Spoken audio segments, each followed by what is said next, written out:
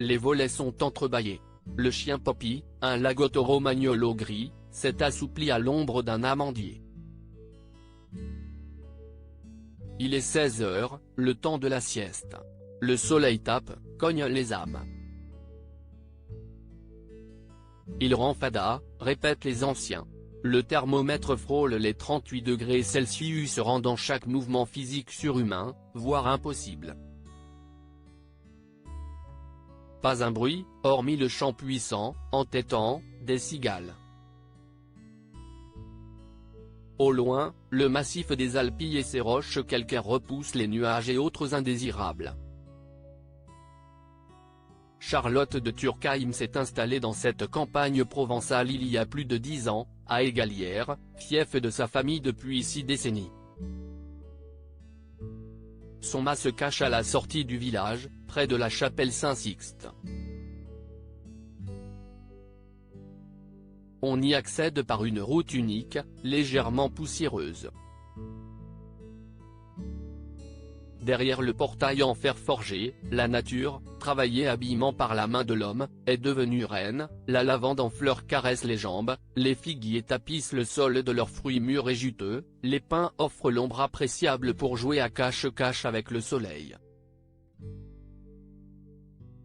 Charlotte, elle, s'est réfugiée dans la cuisine, une des pièces les plus fraîches de la demeure. Sa fille, la comédienne Julia Piaton, y berce son nouveau-né, Joachim, 1 mois à peine. Charlotte s'extasie devant les pieds potelés de son petit-fils, s'assure qu'il ne souffre pas trop de la chaleur, demande à son aîné comment elle peut la soulager, l'aider.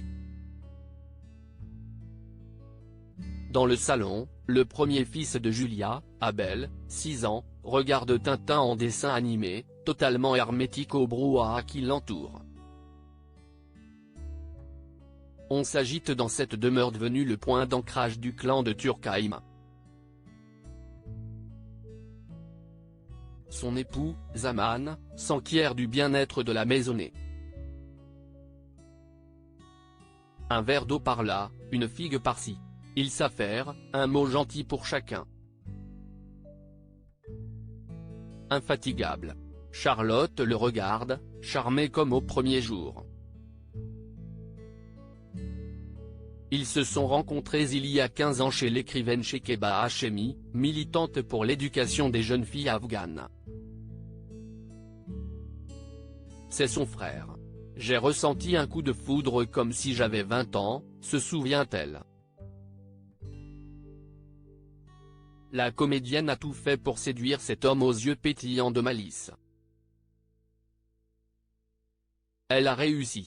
Ils se sont mariés à Égalières, un 31 août, il y a bientôt 12 ans. Depuis, elle s'avoue toujours aussi jalouse qu'aux prémices de leur histoire. Tous les matins, je me réveille avec le sentiment qu'il faut tout faire pour préserver notre couple. Rien n'est acquis. Jamais. À tout moment, il peut rencontrer une autre nana, je reste vigilante.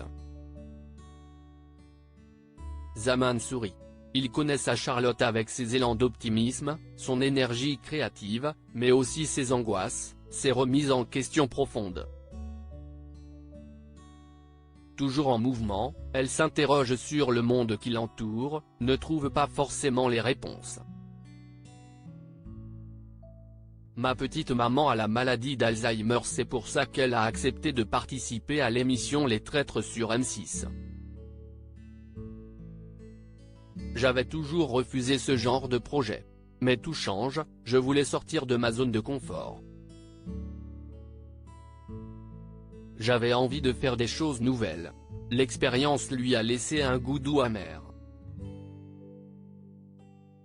Elle pensait participer à un jeu bon enfant, elle s'est heurtée au premier degré de certains candidats.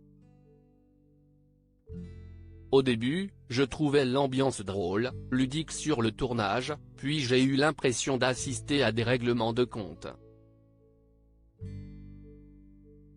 J'étais impatiente de rentrer chez moi. Aujourd'hui, elle est déjà passée à autre chose. avoue qu'elle n'est pas contre un autre projet télé. Elle révèle consulter un coach pour faire le point sur ses envies, pour appréhender aussi le temps qui passe. Vieillir la terrorise. Ma petite maman a la maladie d'Alzheimer. Elle vit avec nous une partie de la semaine. L'effet miroir est fort. Je vois à quoi ressemble la fin de la vie. Elle s'arrête, l'esprit soudain ailleurs. Sa mère Françoise, 93 ans, est là, assise dans la cuisine. Charlotte lui caresse la main, lui parle doucement. Attentive. Patiente. Mais vous savez, je me trouve chanceuse. Grâce à ma petite maman qui est tombée amoureuse de cet endroit, je vis ici, et Zaman, mon mari, est si heureux en Provence. Les paysages des Alpes lui rappellent ceux de son enfance, les terres de l'Afghanistan. Fils d'un haut fonctionnaire, l'époux de l'actrice a fui Kaboul en pleine occupation russe, en 1984, s'échappant de la prison où il était détenu. Mes 3 filles sont enceintes cette année pour Charlotte, c'est un héros des temps modernes. Un poète à la pensée humaniste. Il s'est enfui à pied par les montagnes, s'est caché dans les grottes. Il a surmonté ses peurs, pour atteindre Paris, racontait-elle. À Égalière, il a retrouvé les couleurs, les odeurs de son pays natal. Il ne peut plus habiter ailleurs. Ensemble, ils ont décidé d'ouvrir une maison d'hôte sur la propriété familiale, le Mas Notre-Dame. On a des rêves identiques pour cette terre. Nous y avons planté plus d'une centaine d'arbres dont une cinquantaine de fruitiers. Plein d'espèces d'oiseaux et de papillons la peuplent. On cultive aussi notre potager en permaculture. On fait pousser nos tomates, nos courgettes, nos oignons, détaille-t-elle. Souvent, elle offre ses cueillettes aux amis de passage, aux hôtes de la maison, à ses filles, Julia, Clara, Johanna et Jeanne, la fille de Zaman. Sa maison lui ressemble. Entre ses murs épais, les rires éclatent, les discussions endiablées tardent jusqu'au coucher du soleil, les enfants courent de pièce en pièce. Mes 3 filles sont enceintes cette année. C'est incroyable, non? À Noël, il y aura 4 nouveaux bébés avec nous. Ma cadette Clara, déjà maman de Marcel et Anita, attend des jumeaux, et Johanna, ma petite dernière qui travaille à l'ONU, va donner naissance à son premier bébé. J'aurai mes 7 petits-enfants avec moi le 24 décembre. J'ai hâte. Pour garder en mémoire le goût des belles émotions. Le goût de l'existence. Cet article est à retrouver dans le Gala N° 1574, disponible jeudi 10 août 2023. Crédit photo, droit d'auteur Sandrine Gomez.